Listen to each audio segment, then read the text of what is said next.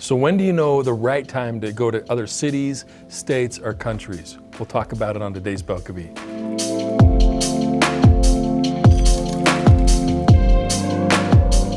Now, I've built business in over 50 different countries, and I've been to those countries. So I've learned how to do things right and how to do things wrong. And unfortunately, it's cost me a lot of money to figure this out. So I want to share these tips with you.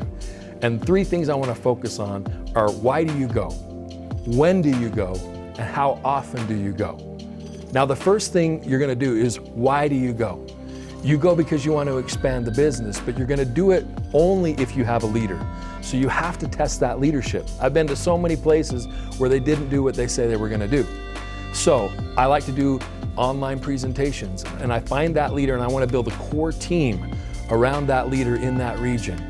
And so I'm going to edify that person. I'm going to tell them what our plan is, that we're going to be doing an event in the future after we put this core team together. Because I found that if they can't get people to show up for just an online presentation, they're not going to get people in a room.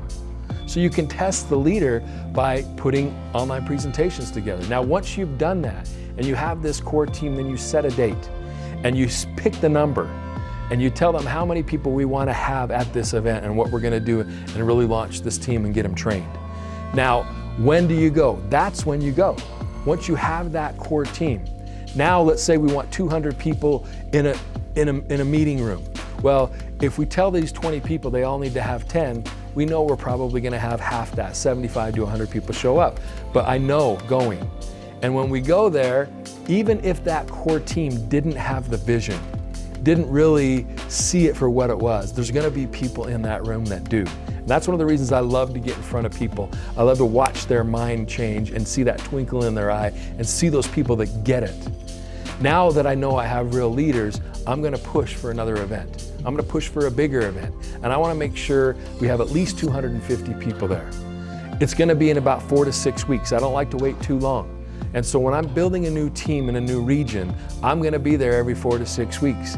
That's why I tell people, build first locally before you go globally, or locally before you go to other cities or states, because it's more cost effective to do it at home. You need to make the money and have that foundation first. And then once we get this going, I've always seen that once we hit 250, then it goes 500, 800, 1,000, and it continues to grow. So that's what I'm wanting to do, is hit that number. So I go back in 6 weeks. Hopefully we've hit that number, 250, and then I'm going to schedule another time to come out there 6 weeks later. Now here's a little tip. I always try to bring somebody different with me, so they can get used to seeing the same leader again and again and again. Bring one of your other leaders, bring somebody from your company, bring somebody else that you can promote and edify so that there's another reason for people to come back.